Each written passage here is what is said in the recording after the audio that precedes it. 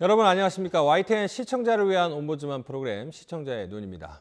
먼저 뉴스 진단 시간입니다. 이번 주엔 의정부 화재 사건 관련 보도를 모니터했습니다. 강혜원 시청자 평가원과 사회부 김경수 기자 함께하겠습니다. 안녕하세요.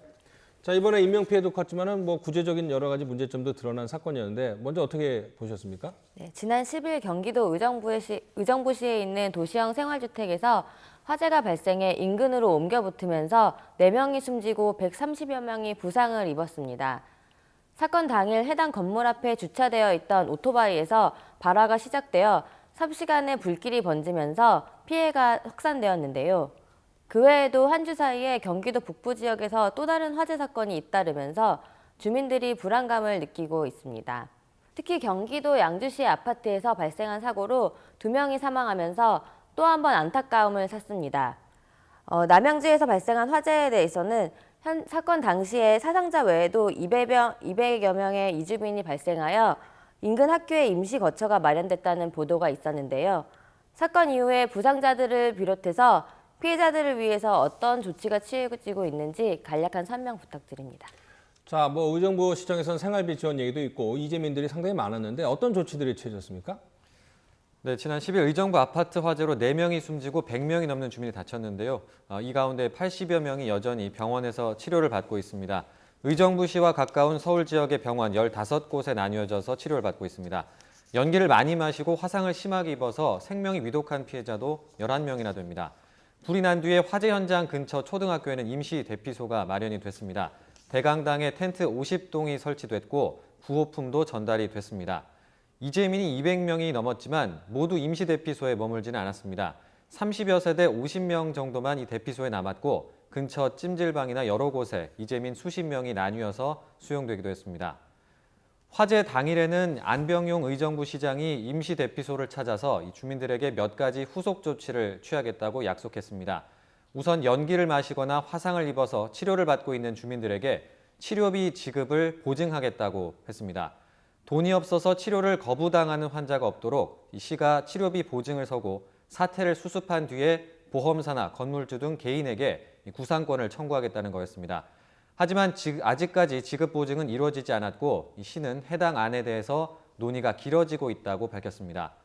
대신 긴급복지지원법 구조에 따라서 의료비를 지원하겠다고 했는데요. 이 방안도 한계가 있습니다. 1인 가구 기준으로 소득이 90만 5천 원, 4인 가구 기준으로는 244만 원 이하에 재산은 8,500만 원 이하, 그리고 금융재산은 500만 원 이하인 피해자만 받을 수가 있다는 겁니다. 이 요건에 해당이 돼도 국민기초생활수급자나 공적 부조 대상자일 때 또는 개인보험에 가입돼 있을 때는 지원 대상에서 제외가 됩니다. 사정이 이렇기 때문에 이 시를 믿고 치료를 받으러 병원에 입원했던 주민들이 병원비를 내지 못하는 사례도 잇따르고 있습니다. 또 시는 화재 발생 3일 안으로 임시 대피소 이외의 거처를 마련하겠다고 약속했었습니다.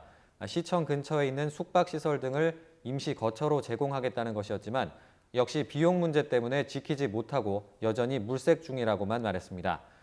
이에 따라서 불이 난 아파트에 새들어 살고 있던 주민들이 자체적으로 모임을 꾸려서 근처 다른 원룸이나 방을 알아볼 수 있도록 집주인들과 논의를 진행하기도 했습니다. 이런 가운데 의정부시는 중앙정부에 의정부시를 특별 재난지역으로 선포하고 응급대책과 재난구호 등에 필요한 지원을 해달라고 요청을 해놓은 상태입니다. 자, 이번 화재를 보면은 규제 완화가 능사는 아니다. 이런 교훈을 얻을 수 있었는데요. 그런 점이 있었죠? 사건 당시에 화재 경보는 물론 스프링클러도 작동하지 않았다는 주민들의 증언이 이어지면서 부실 시공 의혹이 제기되고 있습니다. 또한 해당 건물이 아파트가 아닌 도시형 생활주택으로 지어진 건물이라 기존 아파트에 비해서 느슨한 안전관리 규정의 대상이었다는 점이 집중적으로 보도되면서 2009년 이후 지어진 비슷한 건물들이 적절한 화재 대비 시스템을 갖추었는지에 대한 공방도 벌어지고 있습니다. 이와 관련해서 전국의 1,600여 곳의 주택가 소방차 진입로가 재구시를 못하고 있다는 YTN의 단독 보도가 있었는데요. 이와 같이 곳곳에 숨겨진 안전 사각지대에 대해서 집중 점검이 필요하다는 생각이 듭니다. 또한 현재 나라 곳곳에서 규제 완화가 필요하다는 여론이 힘을 얻고 있는데요. 이와 관련해서 무턱대고 양적으로 접근해서 규제의 종류를 줄이기보다는 안전 등을 위해 꼭 필요한 규제는 강화하고 불필요한 규제는 선택적으로 없애나가는 보다 세심한 접근이 필요하다는 생각이 듭니다. 이와 관련해서 국가안전처 등이 화재 안전을 위해 앞으로 어떠한 조치를 취하게 될 것으로 예상되는지 궁금합니다. 네, 정부랑 소방당국 어떤 대책 마련하고 있습니까? 네, 의정부 아파트 화재 그리고 양주와 남양주 등 이 곳곳에 고층 건물에서 불이 잇따랐는데요. 이 때문에 고층 건물에서 불이 났을 때 효율적으로 대처할 수 있는 소방 대책을 빨리 마련해야 한다는 목소리가 점점 커지고 있습니다. 특히 30층이 넘는 고층 건물들이 최근 많이 세워지면서 소방당국도 대책을 마련하고 있습니다. 고층 건물 화재만을 전문적으로 진압하는 대응팀을 구성하는 건데요. 70에서 80m까지 다다를 수 있는 초대형 굴절 사다리차와 그리고 수백 미터 위로 물을 뿌릴 수 있는 고압 펌프차를 도입하는 겁니다. 하지만 이것만으로는 고층 건물 화재에 충분히 대비하고 있다고 말하기가 힘듭니다. 이 고층 건물에 불이 나게 되면 이런 장비들을 가져와서 가동하기까지 시간이 걸리는데요. 화재를 초기에 진압하는 데 한계가 있습니다. 또 높은 곳에서 화재가 났을 경우 불을 진압하기 위해서 소방관이 무거운 장비를 메고 고층을 오르게 되는데 현장에 도착하는 데만 시간이 수십 분이 걸릴 수가 있습니다. 인명구조에 필요한 최적의 시간, 이른바 이 골든타임을 맞추기 어렵다는 겁니다. 이 때문에 초고층 건물에 불이 나면 인명피해가 크게 나지는 않을까 우려할 수밖에 없습니다.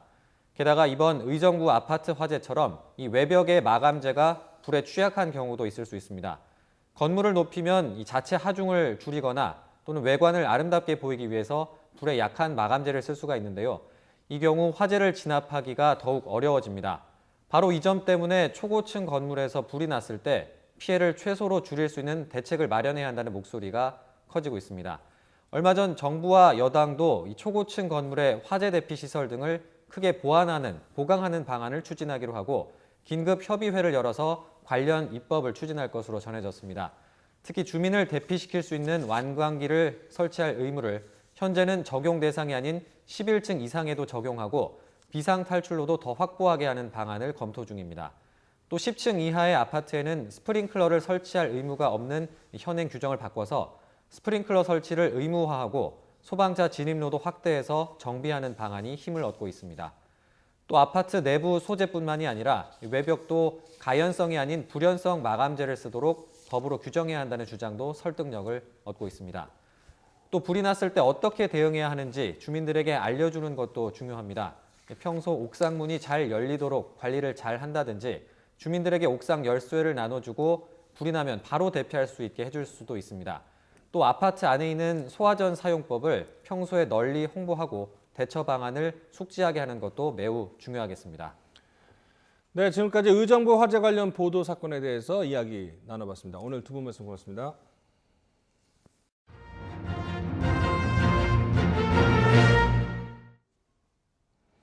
이번엔 시청자들께서 직접 만든 프로그램을 소개하는 시간입니다. 농림축산식품부에서 유실동물 방지 및 반환을 위해 동물등록제 UCC 공모전을 열었는데요. 여기서 장려상을 받은 작품 함께 보겠습니다.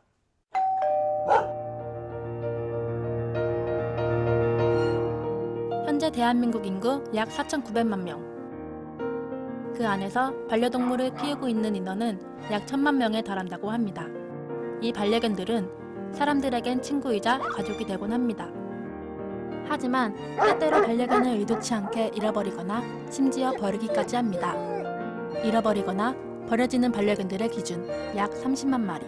지금까지 계속 증가하고 있는 추세입니다. 이렇게 돌아갈 곳을 찾지 못한 동물들은 포획 후 안락사 또는 자연사로 죽게 된다고 합니다. 2012년 안락사 약 2만 4천 마리, 자연사 약 2만 3천 마리가 매년 절반에 달하는 유기동물이 포획된 후 죽게 됩니다.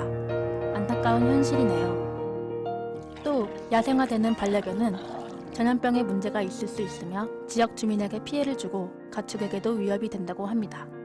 그러나 안타깝게 죽어가는 반려견들과 발생되는 사회 문제를 없애기 위한 방안이 있습니다. 바로 반려동물 등록제입니다. 이 등록제는 잃어버린 반려견을 빨리 찾도록 도와주기 위해 도입되었습니다. 이를 통해 안타깝게 죽어가는 반려견들을 없애고 반려견으로 인한 사회 문제도 줄어들겠죠? 이 제도에 따라 2014년 1월 1일부터 3개월 이상 된 개를 소유한 사람은 반드시 등록해야 합니다.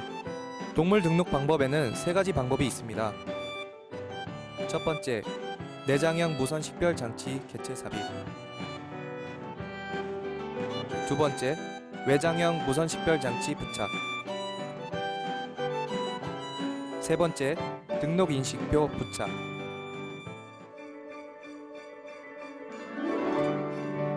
동물 등록은 어디서 할까요?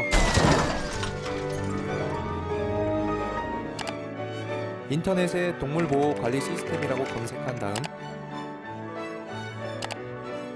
동물 등록 대행업체로 들어가면 우리 동네에서 등록할 수 있는 동물병원을 확인할 수 있습니다.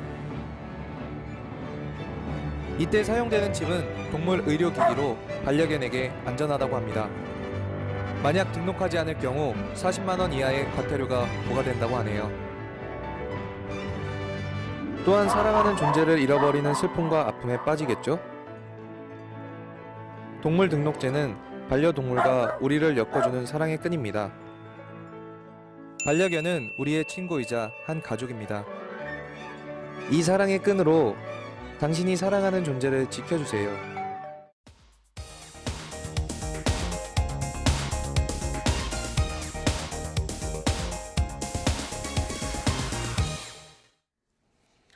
지상파 DMB 채널인 YTN DMB 프로그램을 평가하는 내가 본 YTN 순서입니다.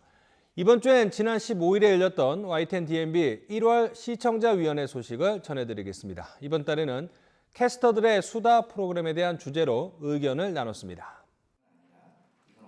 기상예보가 어떻게 이루어지는지 그러한 그 관련된 자료들의 수집이나 아니면 그런 것들이 어떤 식으로 분석이 돼서 그걸 가지고 이 캐스터들이 실제로 방송을 하기까지 그다음에 이제 그 기상과 관련된 용어에 대한 설명이라든가 아니면 지금 항상 이 네 분의 캐스터가 이제 이야기를 주로 이끌어 가는데 요분들 말고 다른 캐스터들도 이렇게 그분들에 관련된 얘기들도 소재가 돼서 오히려 이제 일반 시청자들이 정말로 잘 모르는 부분들을 좀 더 소재로 하면 지금 이미 이 캐스터라는 것 자체가 이미 신선한 시도이기 때문에 거기에 있는 내용마저도 같이 좀 더 신선함을 더할 수 있지 않을까 그런 생각을 해봤습니다.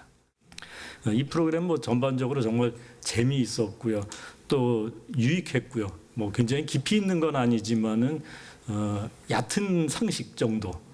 그러나 얕은 상식이 또 유용한 상식들을 많이 주고 있기 때문에 아주 참 그 좋은 프로그램이라고 생각을 합니다. 뭐 예를 들면 기압에 따른 치료법 이런 얘기를 들었을 때 높은 곳에 올라갔을 때 낮은 곳에 갔을 때 그런 차이가 있겠구나 정말로. 그게 이제 정말로 효과가 있는지는 뭐 가봐야 알겠지만은 그런 것도 유익했고 토크의 내용은 참 즐거운 데 비해서 있는 데스크를 쓰다 보니까 그랬겠지만은 좀 무거워 보였어요. 그래서 이렇게 가벼운 토크라면은 좀 즐거운 토크라면은 전반적으로 그 세트의 분위기도 좀 가벼운 게 더 낫지 않을까 싶은 생각이 듭니다. 주제 선정할 때 그 주제와 직간접으로 연관되는 그 하부 주제들이나 내용들을 제대로 수집하고 그리고 그 토크쇼 형식으로 그걸 다시 재구성하지만 실제로 그 저변의 시청자들에게 도움이 되고 메시지를 좀 줄 수 있는 그런 치밀함이 있기를 좀 희망합니다. 그리고 참여자들은 그들 각각이 준비한 내용에 대해서 좀 더 깊이 이해하고 토크쇼에 임했으면 좋겠고요. 단순히 읽으면서 전달하는 느낌이 좀 강했는데 그러지 않고 좀 잘 이야기를 했으면 좋겠습니다. 어떤 위원님께서는 캐스터의 하루 이게 참 일상을 보여줘서 좋았다 이런 말씀 주셨는데 저는 오히려 안 하는 게 좋지 않았을까 이런 생각이 들었던 게요. 지금 기상 캐스터하고 그다음에 이제 기상 전문가가 하는 이런 전문 프로그램이라는 타이틀을 내걸었는데 기상캐스터의 하루 일상에서는 전문성이 보이지를 않았어요. 그래서 그런 면으로 보면 이 캐스터가 뭔가 이렇게 좀 전문성 뭐 기상청과의 관계라든가 뭐 전문성을 하기 위한 그런 과정들이 보이는 게 아니라 화장하고 뭐 이렇게 이런 것밖에 안 보여가지고 오히려 저 사람이 앞에 봤던 이게 왜 전문적이지 않지 이런 의문을 오히려 풀어주는 전문적이지 않았나 보다 이런 걸 풀어주는 형태의 방송이 돼버려가지고 그게 과연 좀 적절한 편성이었나 이런 생각이 저는 개인적으로 들었고요.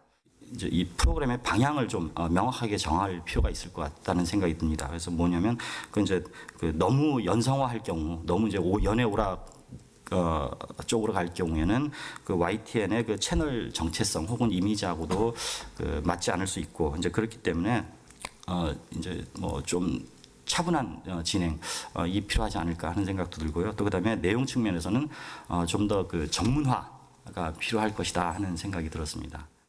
또 날씨라고 하는 것은 확대 해석하면 환경이거든요, 환경. 예.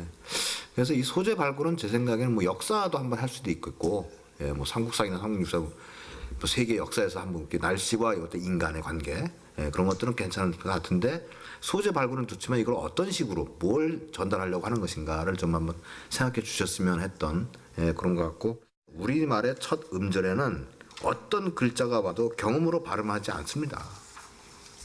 진짜. 그래서 요즘에 예를 들면 작은 아버지를 작은 아버지라고 많이 합니다. 그래서 저도 아주 그 아이들한테, 학생들한테도 떼 이러는데 이것이 그런데 우리나라 맞춤법도 발음법 규칙에는 없어요. 그렇지만 관례상 그런데 요즘에 이제 그 젊은 아이들이 특히 이제 뭐 젊은 학생들이 경음화를 많이 합니다. 뭐 작은 아버지 뭐 그러다 거기서도 젊다 보니까 이 아나운서들이 구워 먹는 거를 꺼 먹는다. 예? 번데기를 뻔데기라고 막 하고. 제가 만약에 외부 있는 사람으로서 뭐 프로그램을 출연했다. 제 어투가 나올 수도 있어요. 그러나 아나운서들은 철저하게 그런 것들을 신경 써야 되는 게 아닌가라는 좀 말씀을 드리고 싶습니다. 사실 저도 아침에 일어나면은 이 스마트폰을 먼저 봅니다. 보는데 맨 처음에 떠 있는 게 웨더를 먼저 봐요. 왜냐면은 내가 오늘 아침에 옷을 뭘 입고 가야 되지? 비 오는 거 아니야? 굉장히 중요한 내용이란 말입니다. 그래서 이런 것들을 저는 좀 다른 시각에서 얘기하고 싶은데 너무 방송에만 국한하지 말고 YTN 정도 되면은 이걸 한번 좀 그 YTN 플러스도 있으니까 여기에 네이버 연관돼 있지 않습니까? YTN 플러스가 그런 것들을 좀 그 가입자들한테 정보를 제공하는 소스적인 측면에서 그래서 그런 것이 중요하다. 또 김문정 의원께서 얘기한 대로 굉장히 정보력이 중요하다. 저는 YTN의 생명은 어제나 정확한 정보력으로 생각합니다. 그럼에도 불구하고 정보가 너무 딱딱하니까 약간의 수다라는 걸 통해서 좀 친근하게 가려고 노력을 하는데 그럼에도 불구하고 기본은 정보다.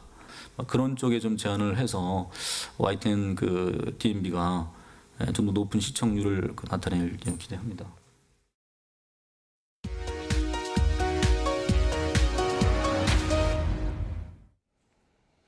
이번 순서는 시청자들의 지적사항을 정리한 모니터 보고 시간입니다. YTN 뉴스를 시청하다 보면 기사 내용을 쉽게 표현하기 위해 준비한 자막이나 화면의 오류가 종종 나타납니다. 뉴스의 신뢰도를 떨어뜨린다는 시청자들의 지적이 있었습니다. 지난 14일 김무성 대표 수첩 파문 관련 출연자 토론이 있었습니다. 여기서 이 파문의 진원지인 청와대 행정관 이름이 음종환 두 종류로 잘못 표기됐습니다. 또 13일에는요. 한밤중 서울 주택가에서 40대 여성 피살 관련 TVU 연결 내용 자막에 범행 당시 흉기 발견 X라고 표기했습니다. 발견 못할 정도로 표기해야 하는데 발견 X라고 메모장 수준으로 표기해서 품격이 떨어져 보였다는 지적입니다. 그런가 하면요. 이 9일에 방송된 공격 부분별 최고 선수는 이란 기사에서는요. 배구의 다양한 공격 기술과 최고의 선수들을 함께 소개했습니다. 그런데 인터뷰가 용병이라고 세 차례 말했는데 이 용병이라는 표현은 인권 침해 소지가 있으니 외국인 선수 등으로 순화시켜 표현하는 게 좋았다는 지적입니다. 그 다음으로 한면의 문제인데요. 지난 14일 행정관 사표 제출 관련 기사를 전하면서 문제를 일으켜 사표를 낸 행정관의 사진을 제시했는데 화면에 2개씩 중복돼서 나오는 오류가 있었습니다. 또 13일엔 다음은 교황청 테러 경고 관련 소식을 해외 영상을 사용해서 전했습니다. 이 과정에서 나오는 자막이 영어나 다른 언어로 되어 있을 때 시청자가 호기심을 가질 수 있는데 하단에 설명을 해주면 더 친절한 뉴스가 될 수 있다는 시청자 지적이 있었습니다.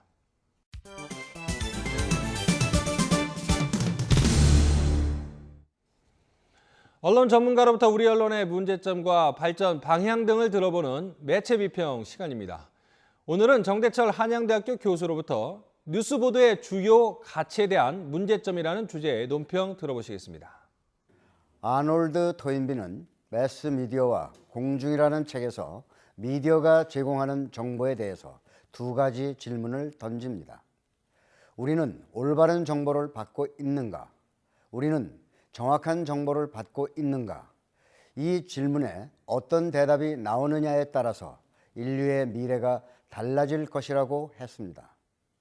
지금 우리 사회에서도 이런 질문은 가능합니다. 올바른 뉴스를 제공하는가? 정확한 뉴스를 제공하는가에서 우리의 미래가 달려있다고 볼 수 있습니다.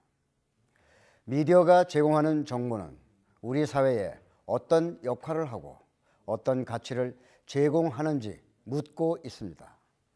우리가 당면한 뉴스 보도의 역할이나 가치에 대해서 많은 논란이 있지만 크게 달라지지 않는다는 점을 염려하고 있습니다. 대형 뉴스의 결과는 어처구니 없이 공허한 조작으로 마무리되고 말꼬리 물기로 농단하는 뉴스가 늘어나고 있습니다. 숫자만 늘리는 뉴스, 부족하고 미비하다는 타령이나 전달하는 뉴스, 엉뚱한 정보에 휘둘리는 뉴스 등 그릇된 뉴스 보도가 분수령으로 치닫고 있습니다. 원인보다는 현상에 치중한 뉴스, 취재한 뉴스보다 제공된 뉴스를 취재하는 뉴스, 속보나 단독 보도를 자랑하는 뉴스, 소문 나르기에 급급한 뉴스와 같이 보도의 한계가 점점 심해진다고 지적합니다. 아놀드 토인비는 올바른 정보와 정확한 정보를 받을 수 없는 이유에 대해서 미디어와 시청자로 나누어 설명합니다. 미디어에 대해서 메시지는 커리커처가 되고 광고가 더 중요해지고, 시청자에 대해서는 수용자가 대중화되고 자기 몰입에 의한 주관성이 강해지기 때문이라고 원인을 말합니다. 또 인간의 속성은 피상적인 데서 폭넓은 지식을 얻으려 하고 작은 부분에서 포괄적인 지식을 습득하려는 욕구가 강하기 때문이라고 합니다. 마치 새와 벌레가 가지는 특성에 비유하면서 완벽한 정보를 기대하기 어렵지만 질적 수준을 향상하려는 노력이 나타나야 한다고 합니다. 미디어의 전문성과 시대적 조류에 휘말리지 않는 독특한 주관성을 지켜가는 뉴스 보도가 되어야 합니다. 새와 같은 뉴스 보도가 될 것인가, 벌레와 같은 뉴스 보도가 될 것인가에 대해서 무겁게 받아들여야 할 것입니다. 어떤 신문은 지난 연말에 1년 동안 잘못 보도한 기사를 추려서 스스로 평가하는 기획을 마련했습니다. 피할 수 없는 사정 때문에 저지른 오보에 대해서 인정하고 독자에게 이해를 구하는 자세는 긍정적인 반응을 얻기에 충분하다고 봅니다. 정직은 시청자에게 용기를 주고 신뢰를 탄탄하게 만드는 첫 걸음이기 때문입니다. 시청자의 눈은 시청자 여러분의 참여를 기다리고 있습니다. 이 YTN 홈페이지에 시청자 의견 코너에 글을 남겨주시면 좀 더 정확하고 공정한 방송을 만드는 데 참고하겠습니다. 이번 주 순서는 여기서 마치겠습니다. 고맙습니다.